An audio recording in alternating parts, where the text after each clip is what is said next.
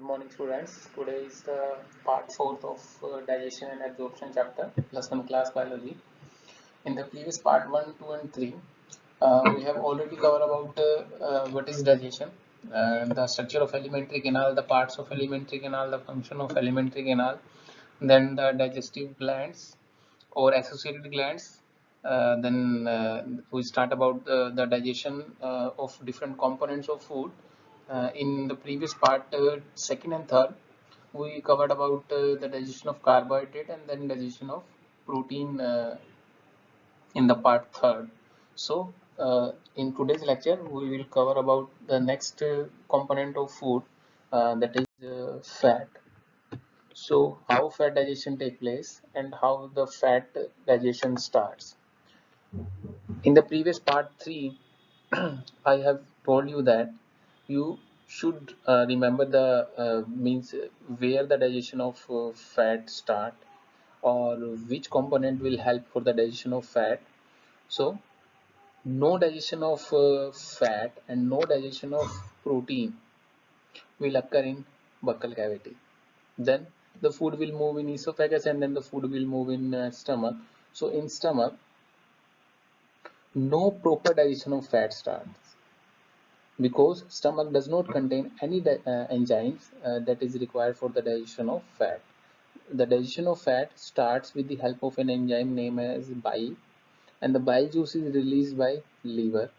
And in the second part, where associated gland are explained, so bile release from liver, and the main area where it is secreted is small intestine.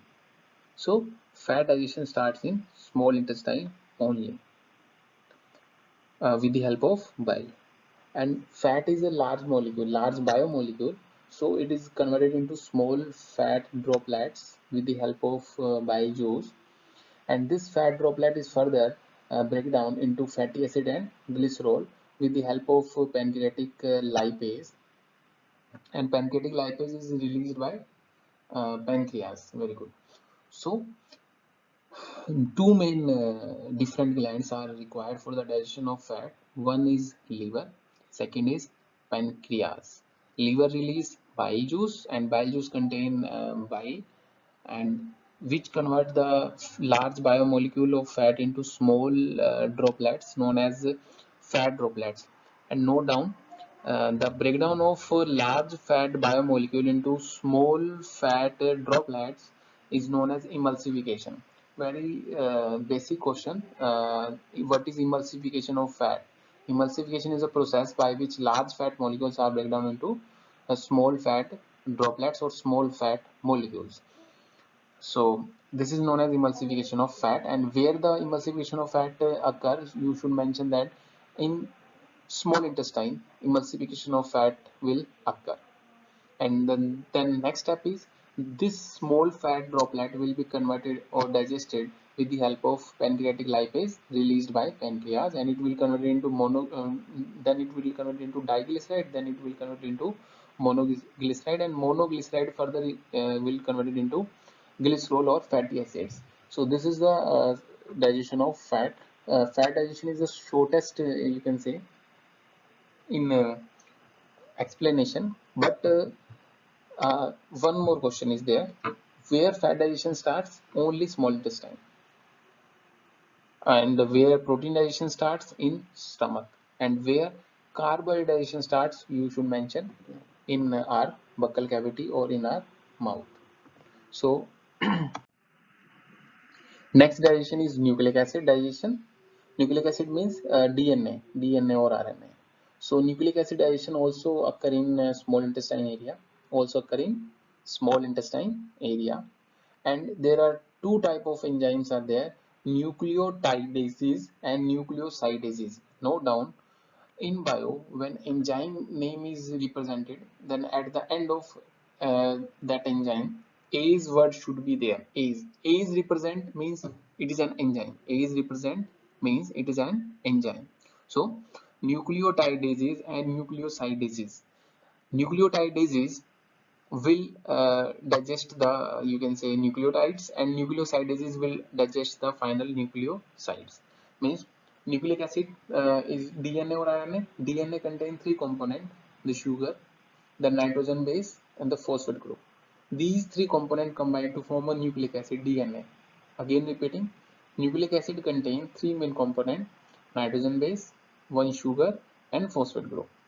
These three components will combine to form a nucleic acid.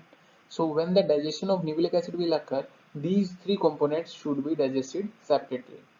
So this nucleic acid will convert it into nucleotides, and then it will convert it into nucleosides. So this is the digestion of nucleic acid. Then this is the end product of digestion. First, carbohydrate. Carbohydrate means starch. Starch will be converted into the glucose. Glucose is the simplest form of sugar, and glucose is the substance which provide energy. Glucose is the substance which provide energy. So carbohydrate digested, and it will convert it into the glucose component, or it will convert it into fructose if the fruit sugar is intake, or galactose maybe there. And then protein is finally converted into amino acid, and in fat will be finally converted into fatty acid and glycerol. So these are some end products of digestion of different components of food. As we know, our food contain three major components: carbohydrate, protein, and fats.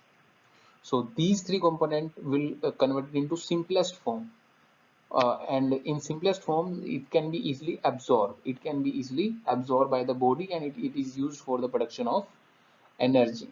So this is all about the digestion of three different components of food. Thank you.